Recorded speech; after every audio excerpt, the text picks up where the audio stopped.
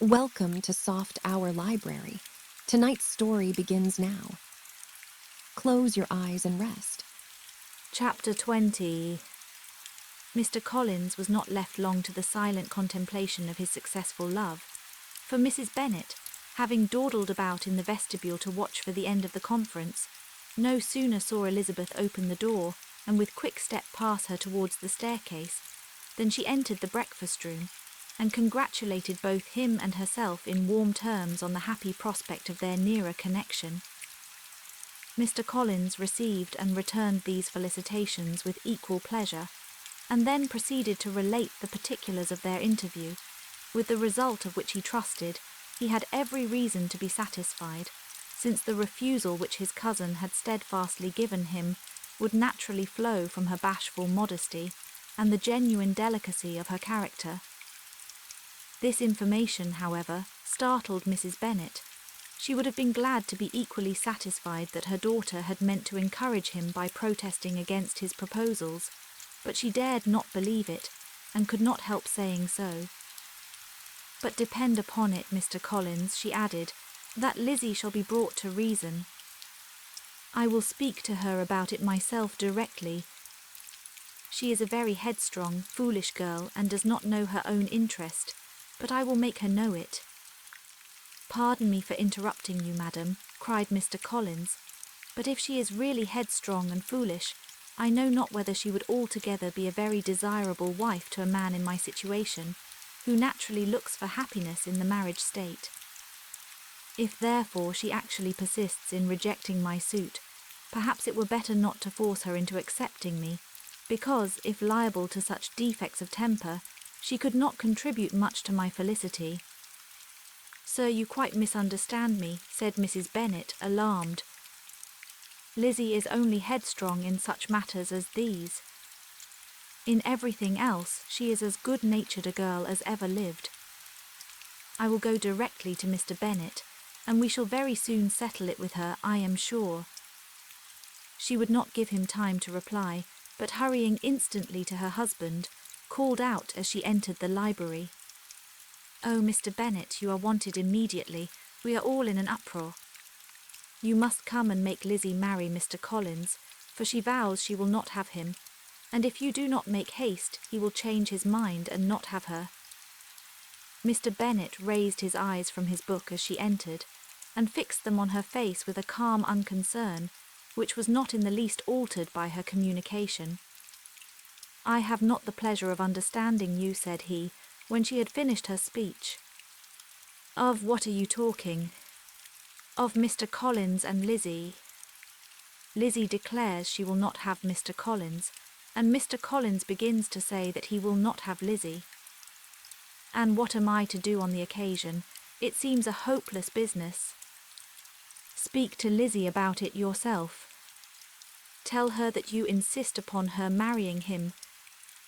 Let her be cooled down. She shall hear my opinion." Mrs. Bennet rang the bell, and Miss Elizabeth was summoned to the library. "Come here, child," cried her father as she appeared. "I have sent for you on an affair of importance. I understand that Mr. Collins has made you an offer of marriage. Is it true?" Elizabeth replied that it was. "Very well, and this offer of marriage you have refused." "I have, sir." "Very well. We now come to the point. Your mother insists upon your accepting it. Is it not so, Mrs. Bennet?" "Yes, or I will never see her again. An unhappy alternative is before you, Elizabeth. From this day you must be a stranger to one of your parents.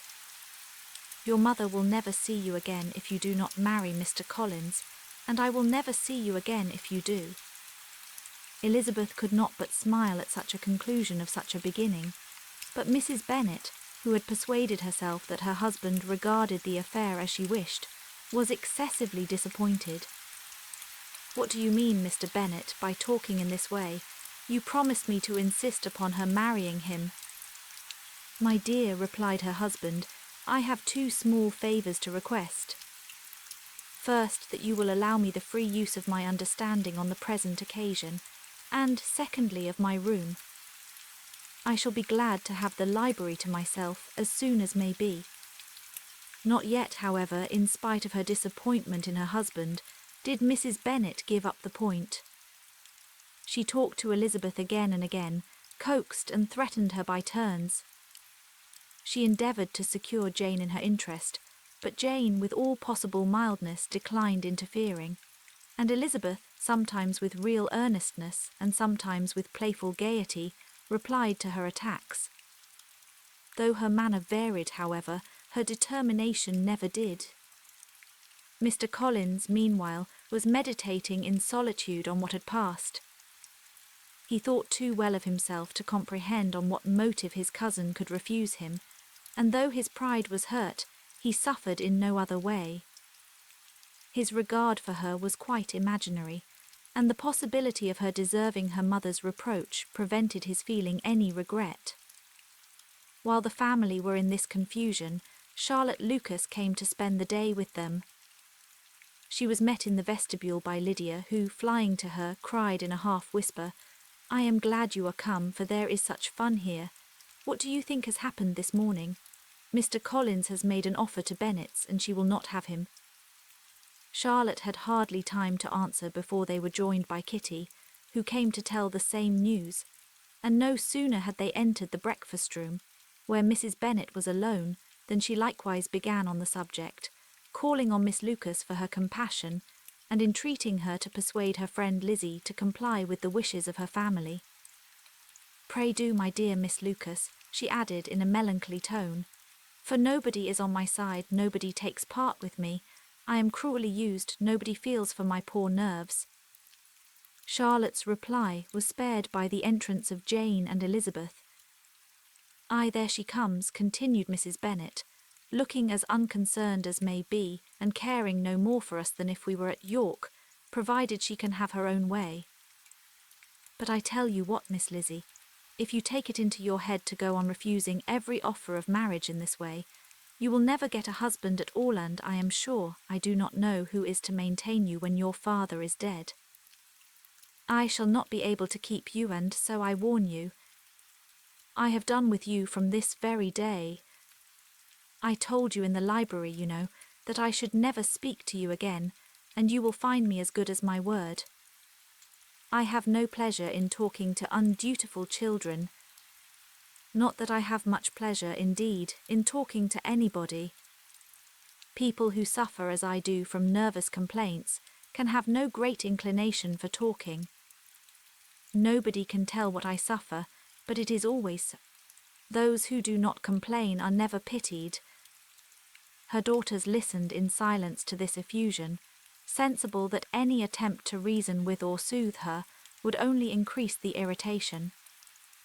She talked on, therefore, without interruption from any of them till they were joined by Mr. Collins, who entered with an air more stately than usual, and on perceiving whom, she said to the girls, "Now I do insist upon it that you, all of you, hold your tongues, and let Mr. Collins and me have a little conversation together." Elizabeth passed quietly out of the room, Jane and Kitty followed, but Lydia stood her ground, determined to hear all she could, and Charlotte, detained first by the civility of Mr. Collins, whose inquiries after herself and all her family were very minute, and then by a little curiosity, satisfied herself with walking to the window and pretending not to hear. In a doleful voice, Mrs. Bennet thus began the projected conversation. "Oh, Mr. Collins!" "My dear madam," replied he, "let us be for ever silent on this point." "Far be it from me," he presently continued in a voice that marked his displeasure, "to resent the behaviour of your daughter. Resignation to inevitable evils is the duty of us all, the peculiar duty of a young man who has been so fortunate as I have been in early preferment, and I trust I am resigned. Perhaps not the less so from feeling a doubt of my positive happiness had my fair cousin honoured me with her hand, for I have often observed that resignation is never so perfect as when the blessing denied begins to lose somewhat of its value in our estimation. You will not, I hope, consider me as showing any disrespect to your family, my dear madam, by thus withdrawing my pretensions to your daughter's favour, without having paid yourself and Mr. Bennet the compliment of requesting you to interpose your authority in my behalf. My conduct may, I fear, be objectionable in having accepted my dismission from your daughter's lips instead of your own, but we are all liable to error. I have certainly meant well through the whole affair. My object has been to secure an amiable companion for myself, with due consideration for the advantage of all your family, and if my manner has been at all reprehensible, I here beg leave to apologise. Chapter 21. The discussion of Mr. Collins's offer was now nearly at an end, and Elizabeth had only to suffer from the uncomfortable feelings necessarily attending it, and occasionally from some peevish allusion of her mother. As for the gentleman himself, his feelings were chiefly expressed, not by embarrassment or dejection, or by trying to avoid her, but by stiffness of manner and resentful silence. He scarcely ever spoke to her, and the assiduous attentions which he had been so sensible of himself were transferred for the rest of the day to Miss Lucas, whose civility in listening to him was a seasonable relief to them all, and especially to her friend. The morrow produced no abatement of Mrs. Bennet's ill humour or ill health. Mr. Collins was also in the same state of angry pride. Elizabeth had hoped that his resentment might shorten his visit, but his plan did not appear in the least affected by it. He was always to have gone on Saturday, and to Saturday he still meant to stay. After breakfast, the girls walked to Meryton to inquire if Mr. Wickham were returned, and to lament over his absence from the Netherfield ball. He joined them on their entering the town, and attended them to their aunt's, where his regret and vexation and the concern of everybody were well talked over. To Elizabeth, however, he voluntarily acknowledged that the necessity of his absence had been self-imposed. "I found," said he, "as the time drew near that I had better not meet Mr. Darcy, that to be in the same room, the same party with him for so many hours together, might be more than I could bear, and that scenes might arise unpleasant to more than myself." She highly approved his forbearance, and they had leisure for a full discussion of it, and for all the commendations which they civilly bestowed on each other, as Wickham and another officer walked back with them to Longbourn, and during the walk he particularly attended to her. His accompanying them was a double advantage. She felt all the compliment it offered to herself, and it was most acceptable as an occasion of introducing him to her father and mother. Soon after their return, a letter was delivered to Miss Bennet. It came from Netherfield, and was opened immediately. The envelope contained a sheet of elegant, little, hot-pressed paper, well covered with a lady's fair, flowing hand, and Elizabeth saw her sister's countenance change as she read it, and saw her dwelling intently on some particular passages. Jane recollected herself soon, and putting the letter away, tried to join, with her usual cheerfulness, in the general conversation, but Elizabeth felt an anxiety on the subject which drew off her attention even from Wickham, and no sooner had he and his companion taken leave than a glance from Jane invited her to follow her upstairs. When they had gained their own room, Jane, taking out her letter, said, "This is from Caroline Bingley. What it contains has surprised me a good deal. The whole party have left Netherfield by this time, and are on their way to town, and without any intention of coming back again. You shall hear what she says." She then read the first sentence aloud, which comprised the information of their having just resolved to follow their brother to town directly, and of their meaning to dine that day in Grosvenor Street, where Mr. Hurst had a house. The next was in these words: "I do not pretend to regret anything I shall leave in Hertfordshire except your society, my dearest friend, but we will hope at some future period to enjoy many returns of that delightful intercourse we have known, and in the meanwhile may lessen the pain of separation by a very frequent and most unreserved correspondence. I depend on you for that." To these high-flown expressions Elizabeth listened with all the insensibility of distrust, and though the suddenness of their removal surprised her, she saw nothing in it really to lament. It was not to be supposed that their absence from Netherfield would prevent Mr. Bingley's being there, and as to the loss of their society, she was persuaded that Jane must soon cease to regard it in the enjoyment of his. "It is unlucky," said she after a short pause, "that you should not be able to see your friends before they leave the country. But may we not hope that the period of future happiness, to which Miss Bingley looks forward, may arrive earlier than she is aware, and that the delightful intercourse you have known as friends will be renewed with yet greater satisfaction as sisters? Mr. Bingley will not be detained in London by them. Caroline decidedly says that none of the party will return into Hertfordshire this winter.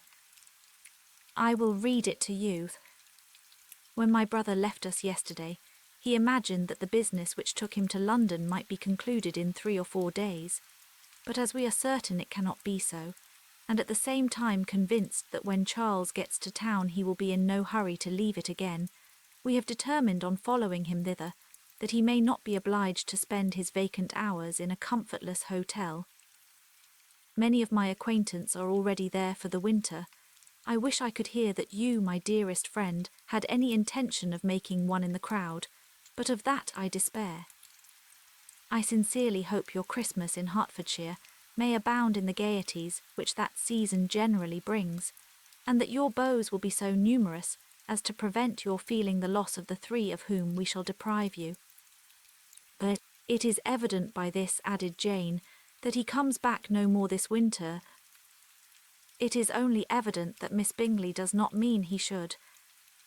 Why will you think so? It must be his own doing, he is his own master. But you do not know all. I will read you the passage which particularly hurts me. I will have no reserves from you. Mr. Darcy is impatient to see his sister, and to confess the truth, we are scarcely less eager to meet her again. I really do not think Georgiana Darcy has her equal for beauty, elegance, and accomplishments, and the affection she inspires in Louisa and myself is heightened into something still more interesting from the hope we dare to entertain of her being hereafter our sister. I do not know whether I ever before mentioned to you my feelings on this subject, but I will not leave the country without confiding them, and I trust you will not esteem them unreasonable. My brother admires her greatly already.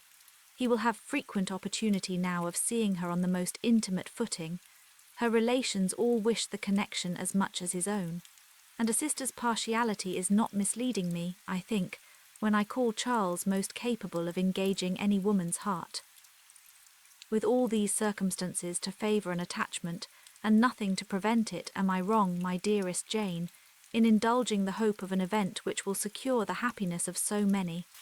What think you of this sentence, my dear Lizzie? Said Jane, as she finished it.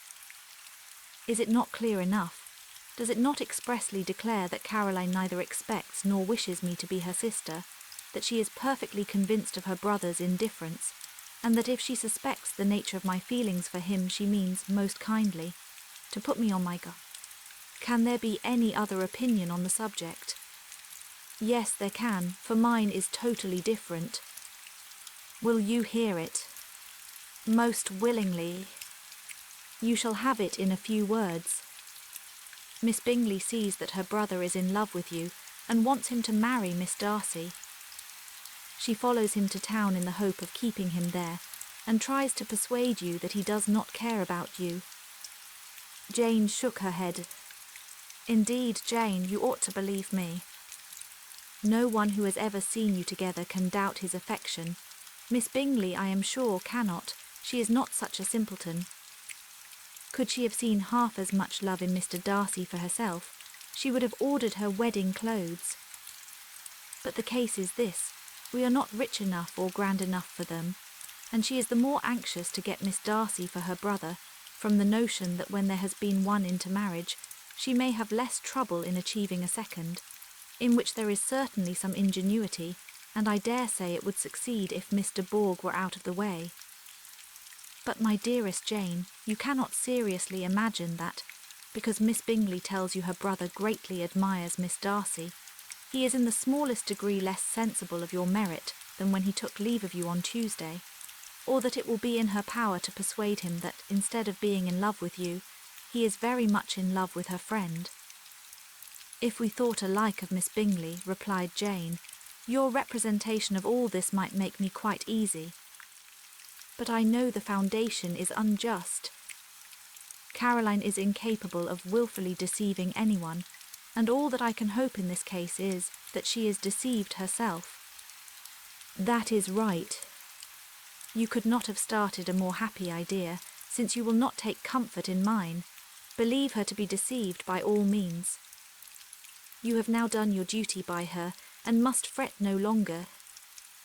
But, my dear sister, can I be happy, even supposing the best, in accepting a man whose sisters and friends are all wishing him to marry elsewhere? You must decide for yourself, said Elizabeth, and if, upon mature deliberation, you find that the misery of disobliging his two sisters is more than equivalent to the happiness of being his wife, I advise you by all means to refuse him. How can you talk so? Said Jane, faintly smiling. You must know that though I should be exceedingly grieved at their disapprobation, I could not hesitate. I did not think you would, and that being the case, I cannot consider your situation with much compassion. But if he returns no more this winter, my choice will never be required. 1,000 things may arise in 6 months. The idea of his returning no more Elizabeth treated with the utmost contempt. It appeared to her merely the suggestion of Caroline's interested wishes, and she could not for a moment suppose that those wishes, however openly or artfully spoken, could influence a young man so totally independent of everyone. She represented to her sister as forcibly as possible what she felt on the subject, and had soon the pleasure of seeing its happy effect. Jane's temper was not desponding, and she was gradually led to hope, though the diffidence of affection sometimes overcame the hope, that Bingley would return to Netherfield and answer every wish of her heart. They agreed that Mrs. Bennet should only hear of the departure of the family, without being alarmed on the score of the gentleman's conduct. But even this partial communication gave her a great deal of concern, and she bewailed it as exceedingly unlucky that the ladies should happen to go away just as they were all getting so intimate together. After lamenting it, however, at some length, she had the consolation of thinking that Mr. Bingley would be soon down again, and soon dining at Longbourn, and the conclusion of all was the comfortable declaration that though he had been invited only to a family dinner, she would take care to have 2 full courses. Chapter 22. The Bennets were engaged to dine with the Lucases, and again, during the chief of the day, was Miss Lucas so kind as to listen to Mr. Collins. Elizabeth took an opportunity of thanking her. It keeps him in good humour, said she, and I am more obliged to you than I can express. Charlotte assured her friend of her satisfaction in being useful, and that it amply repaid her for the little sacrifice of her time. This was very amiable, but Charlotte's kindness extended farther than Elizabeth had any conception of. Its object was nothing less than to secure her from any return of Mr. Collins's addresses by engaging them towards herself. Such was Miss Lucas's scheme, and appearances were so favourable that when they parted at night, she would have felt almost sure of success if he had not been to leave Hertfordshire so very soon. But here she did injustice to the fire and independence of his character, for it led him to escape out of Longbourn House the next morning with admirable slyness, and hastened to Lucas Lodge to throw himself at her feet. He was anxious to avoid the notice of his cousins, from a conviction that if they saw him depart, they could not fail to conjecture his design, and he was not willing to have the attempt known till its success could be known likewise, for though feeling almost secure, and with reason, for Charlotte had been tolerably encouraging, he was comparatively diffident since the adventure of Wednesday. His reception, however, was of the most flattering kind. Miss Lucas perceived him from an upper window as he walked towards the house, and instantly set out to meet him accidentally in the lane. But little had she dared to hope that so much love and eloquence awaited her there. In as short a time as Mr. Collins's long speeches would allow, Everything was settled between them to the satisfaction of both, and as they entered the house, he earnestly entreated her to name the day that was to make him the happiest of men, and though such a solicitation must be waived for the present, the lady felt no inclination to trifle with his happiness. The stupidity with which he was favoured by nature must guard his courtship from any charm that could make a woman wish for its continuance, and Miss Lucas, who accepted him solely from the pure and disinterested desire of an establishment, cared not how soon that establishment were gained. Sir William and Lady Lucas were speedily applied to for their consent, and it was bestowed with a most joyful alacrity. Mr. Collins's present circumstances made it a most eligible match for their daughter, to whom they could give little fortune, and his prospects of future wealth were exceedingly fair. Lady Lucas began directly to calculate, with more interest than the matter had ever excited before, how many years longer Mr. Bennet was likely to live, and Sir William gave it as his decided opinion that whenever Mr. Collins should be in possession of the Longbourn estate, it would be highly expedient that both he and his wife should make their appearance at St. James's. The whole family, in short, were properly overjoyed on the occasion. The younger girls formed hopes of coming out a year or two sooner than they might otherwise have done, and the boys were relieved from their apprehension of Charlotte's dying an old maid. Charlotte herself was tolerably composed. She had gained her point and had time to consider of it. Her reflections were in general satisfactory. Mr. Collins, to be sure, was neither sensible nor agreeable. His society was irksome, and his attachment to her must be imaginary. But still he would be her husband. Without thinking highly either of men or of matrimony, marriage had always been her object. It was the only honourable provision for well-educated young women of small fortune, and, however uncertain of giving happiness, must be their pleasantest preservative from want.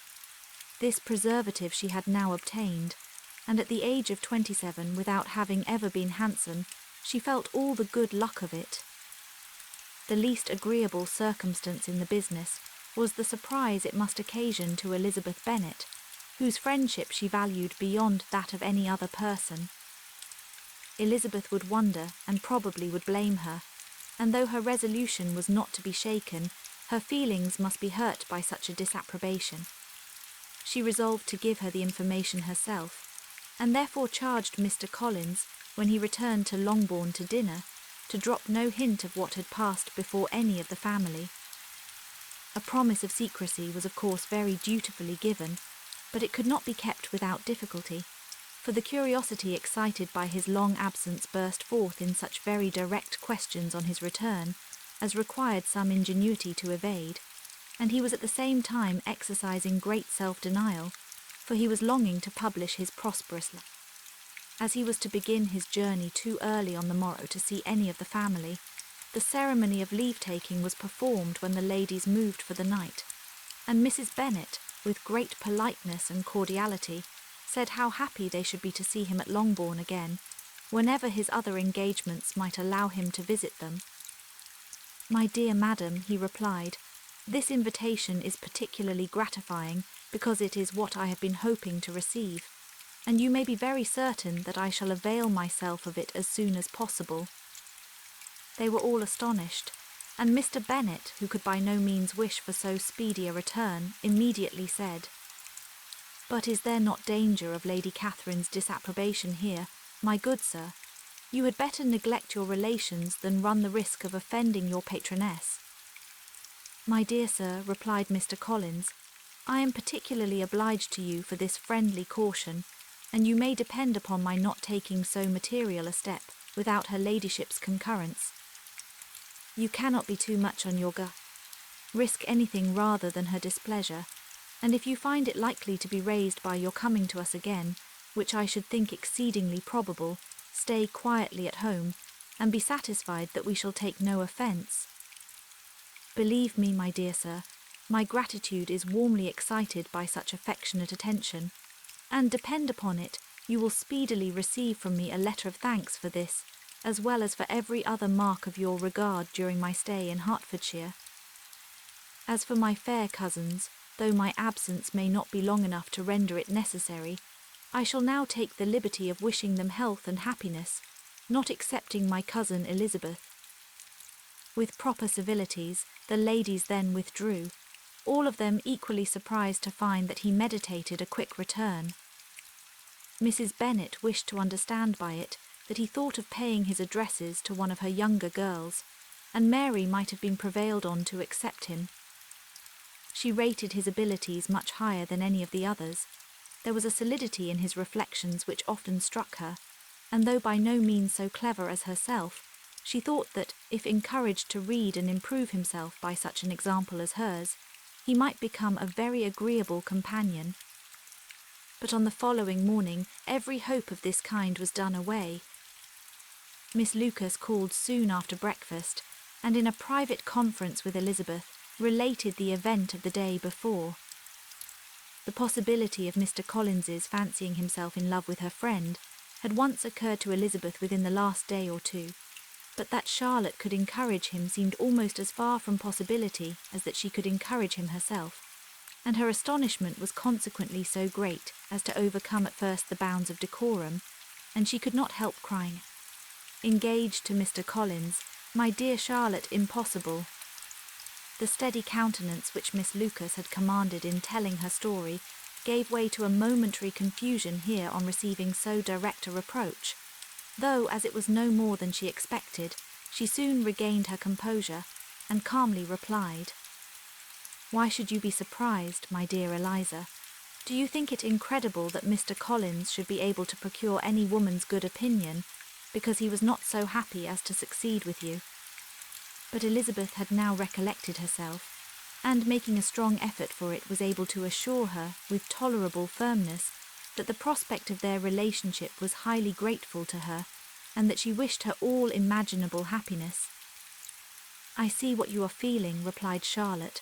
"You must be surprised, very much surprised, so lately as Mr. Collins was wishing to marry you. But when you have had time to think it all over, I hope you will be satisfied with what I have done. I am not romantic, you know. I never was. I ask only a comfortable home, and considering Mr. Collins's character, connections and situation in life, I am convinced that my chance of happiness with him is as fair as most people can boast on entering the marriage state." Elizabeth quietly answered undoubtedly, and after an awkward pause they returned to the rest of the family.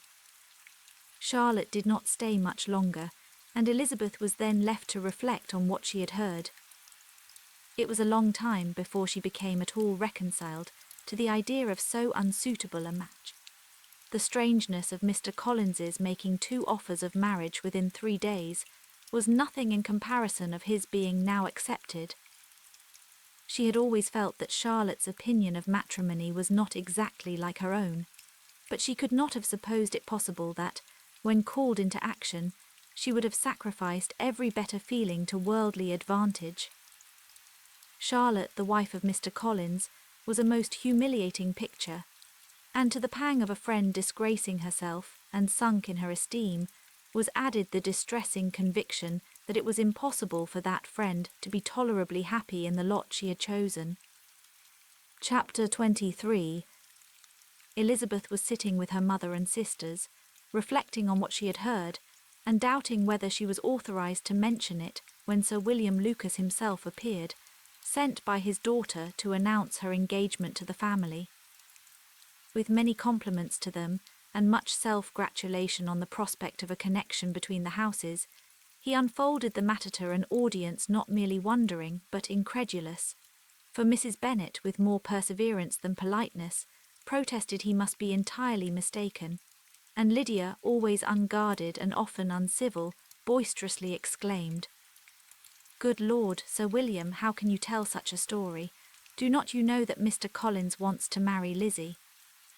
Nothing less than the complaisance of a courtier could have borne without anger such treatment, but Sir William's good breeding carried him through it all, and though he begged leave to be positive as to the truth of his information, He listened to all their impertinence with the most forbearing courtesy. Elizabeth, feeling it incumbent on her to relieve him from so unpleasant a situation, now put herself forward to confirm his account by mentioning her prior knowledge of it from Charlotte herself, and endeavoured to put a stop to the exclamations of her mother and sisters by the earnestness of her congratulations to Sir William, in which she was readily joined by Jane, and by making a variety of remarks on the happiness that might be expected from the match, the excellent character of Mr. Collins, and the convenient distance of Hunsford from London. Mrs. Bennet was, in fact, too much overpowered to say a great deal while Sir William remained, but no sooner had he left them than her feelings found a rapid vent. In the first place, she persisted in disbelieving the whole of the matter. Secondly, she was very sure that Mr. Collins had been taken in. Thirdly, she trusted that they would never be happy together, and fourthly, that the match might be broken off. Two inferences, however, were plainly deduced from the whole. One, that Elizabeth was the real cause of all the mischief, and the other, that she herself had been barbarously used by them all, and on these 2 points she principally dwelt during the rest of the day. Nothing could console and nothing appease her, nor did that day wear out her resentment. A week elapsed before she could see Elizabeth without scolding her. A month passed away before she could speak to Sir William or Lady Lucas without being rude, and many months were gone before she could at all forgive their daughter. Mr. Bennet's emotions were much more tranquil on the occasion, and such as he did experience he pronounced to be of a most agreeable sort, for it gratified him, he said, to discover that Charlotte Lucas, whom he had been used to think tolerably sensible, was as foolish as his wife, and more foolish than his daughter. Jane confessed herself a little surprised at the match, but she said less of her astonishment than of her earnest desire for their happiness, nor could Elizabeth persuade her to consider it as improbable. Kitty and Lydia were far from envying Miss Lucas, for Mr. Collins was only a clergyman, and it affected them in no other way than as a piece of news to spread at Meryton. Lady Lucas could not be insensible of triumph on being able to retort on Mrs. Bennet the comfort of having a daughter well married, and she called at Longbourn rather oftener than usual to say how happy she was, though Mrs. Bennet's sour looks and ill-natured remarks might have been enough to drive happiness away. Between Elizabeth and Charlotte there was a restraint which kept them mutually silent on the subject, and Elizabeth felt persuaded that no real confidence could ever subsist between them again. Her disappointment in Charlotte made her turn with fonder regard to her sister, of whose rectitude and delicacy she was sure her opinion could never be shaken, and for whose happiness she grew daily more anxious, as Bingley had now been gone a week, and nothing was heard of his return. Jane had sent Caroline an early answer to her letter, and was counting the days till she might reasonably hope to hear again. The promised letter of thanks from Mr. Collins arrived on Tuesday, addressed to their father, and written with all the solemnity of gratitude which a 12 months' abode in the family might have prompted. After discharging his conscience on that head, he proceeded to inform them, with many rapturous expressions, of his happiness in having obtained the affection of their amiable neighbour, Miss Lucas, and then explained that it was merely with the view of enjoying her society that he had been so ready to close with their kind wish of seeing him again at Longbourn, whither he hoped to be able to return on Monday fortnight. For Lady Catherine, he added, so heartily approved his marriage, that she wished it to take place as soon as possible, which he trusted would be an unanswerable argument with his amiable Charlotte to name an early day for making him the happiest of men. Mr. Collins's return into Hertfordshire was no longer a matter of pleasure to Mrs. Bennet. On the contrary, she was as much disposed to complain of it as her husband.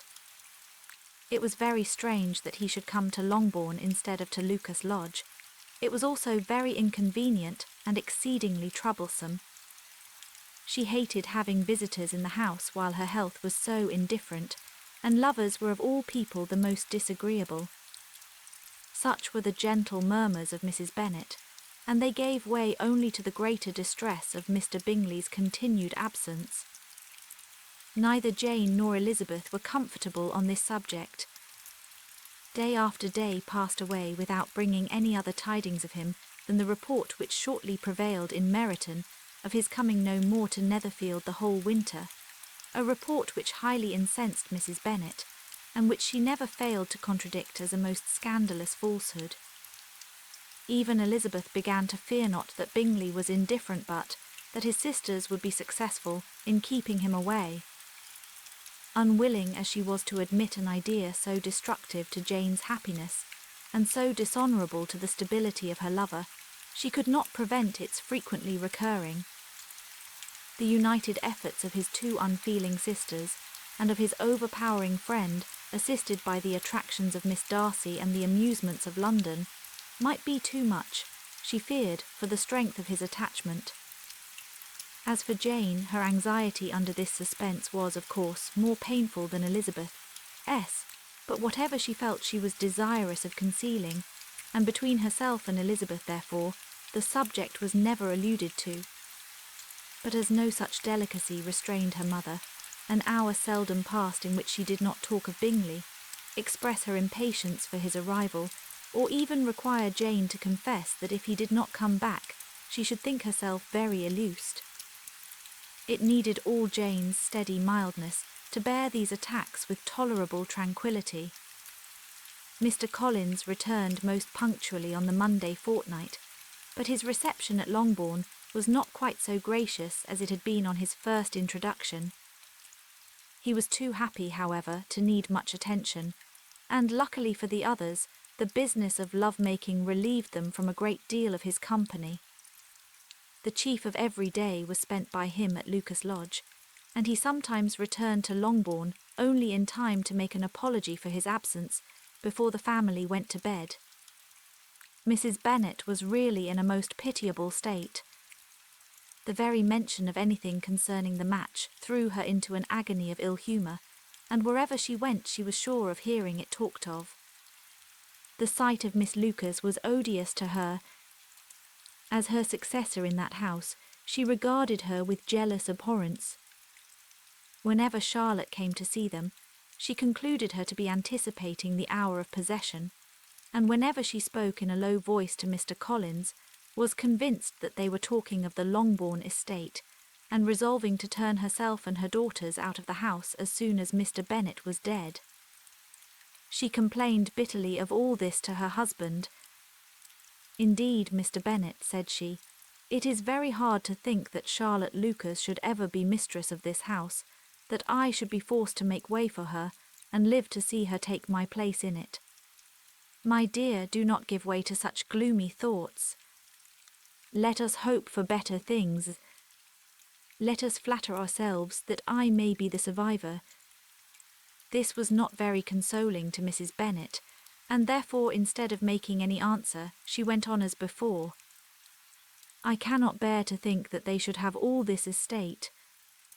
If it was not for the entail, I should not mind it."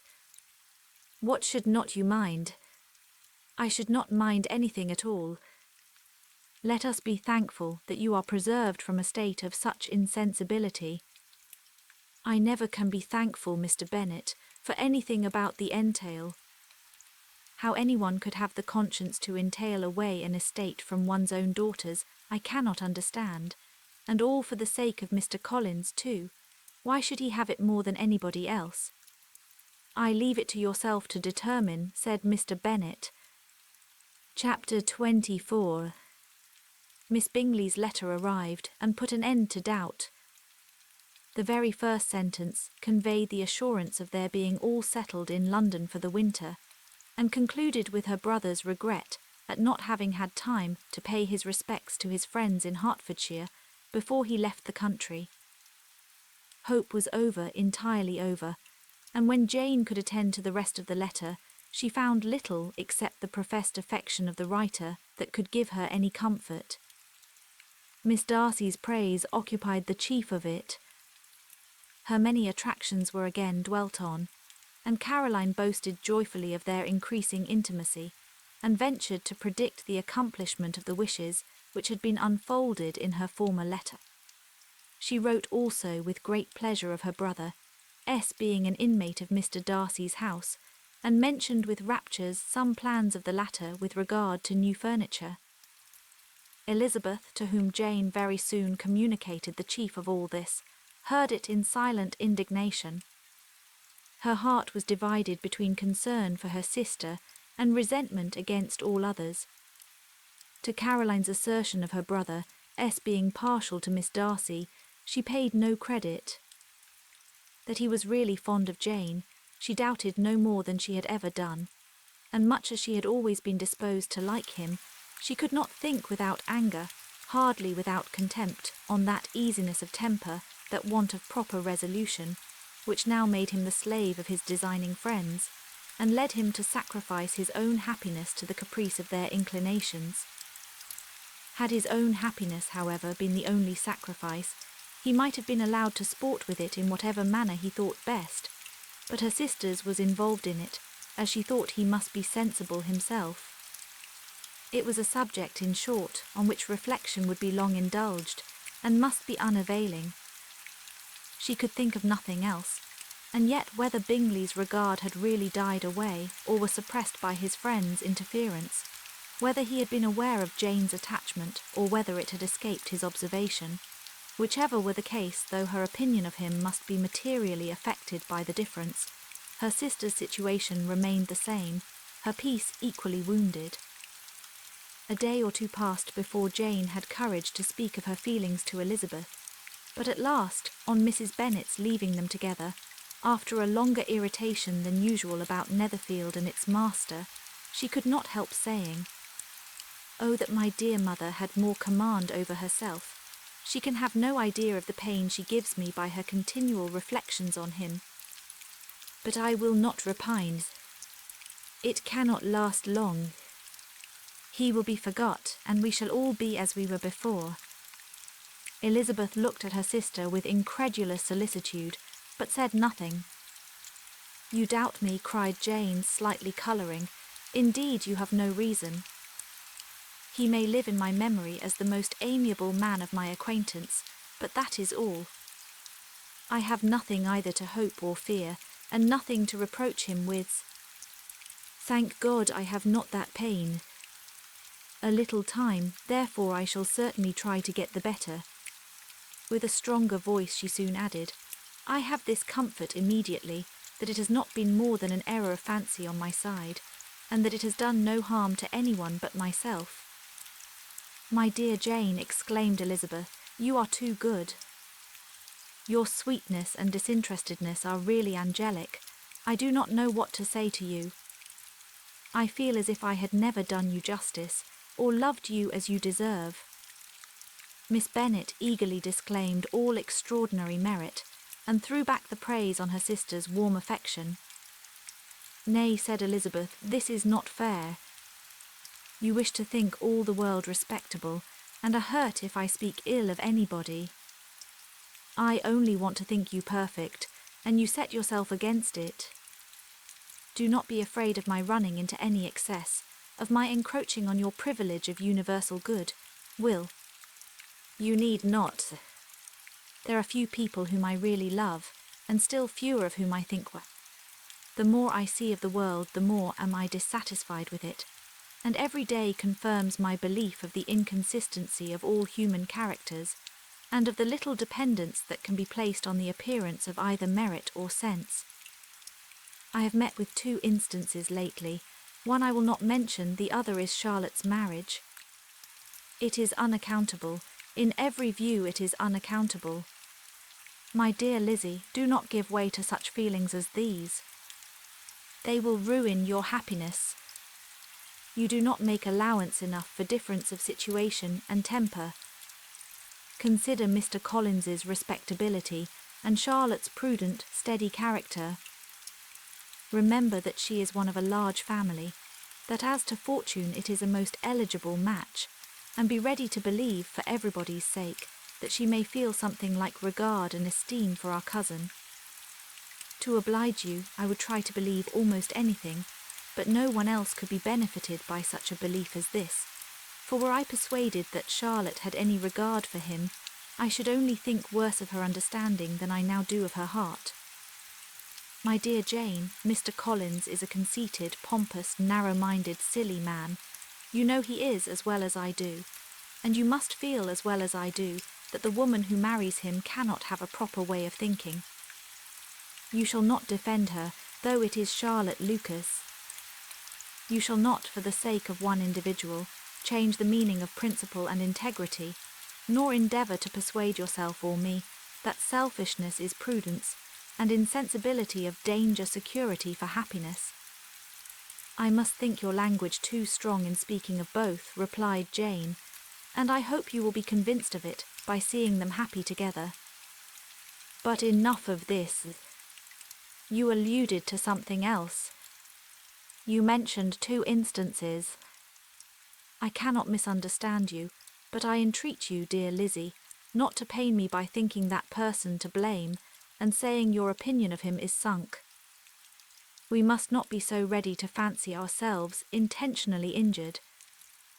We must not expect a lively young man to be always so guarded and circumspect.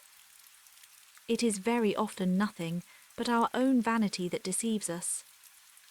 Women fancy admiration means more than it does, and men take care that they should.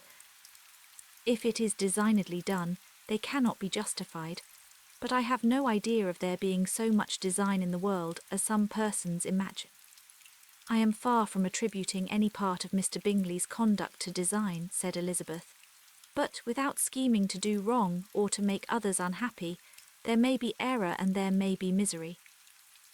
Thoughtlessness, want of attention to other people's feelings, and want of resolution will do the business.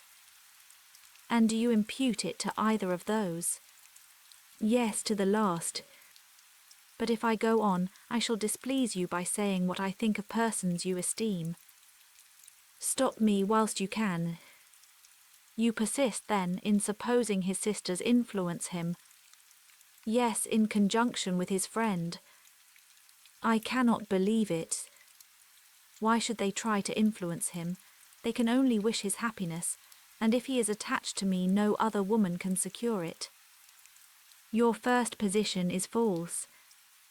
They may wish many things besides his happiness.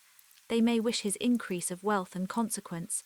They may wish him to marry a girl who has all the importance of money, great connections, and pride. Beyond a doubt they do wish him to choose Miss Darcy, replied Jane, but this may be from better feelings than you are supposing. They have known her much longer than they have known me. No wonder if they love her better.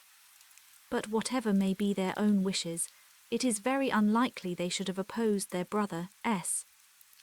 What sister would think herself at liberty to do it, unless there were something very objectionable?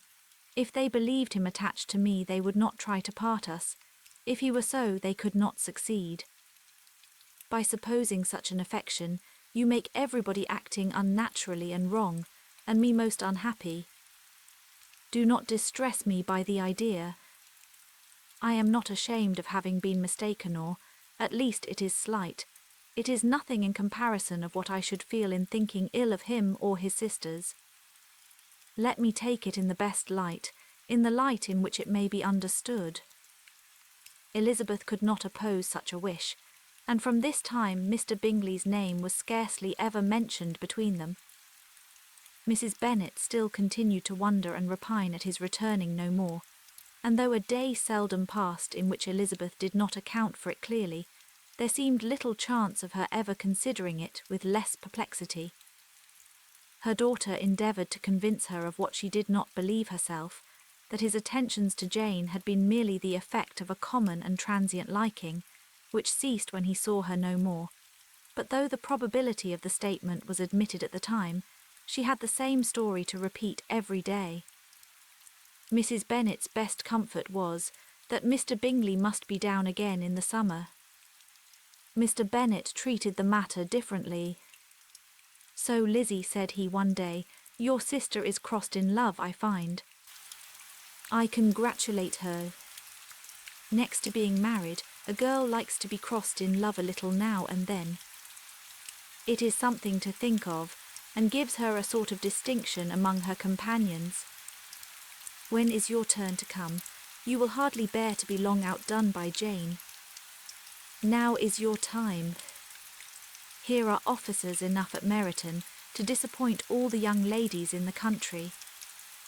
Let Wickham be your man. He is a pleasant fellow, and would jilt you creditably. Thank you, sir, but a less agreeable man would satisfy me. We must not all expect Jane's good fortune. True, said Mr. Bennet, but it is a comfort to think that, whatever of that kind may befall you, you have an affectionate mother who will always make the most of it. Mr. Wickham's society was of material service in dispelling the gloom which the late perverse occurrences had thrown on many of the Longbourn family. They saw him often, and to his other recommendations was now added that of general unreserve.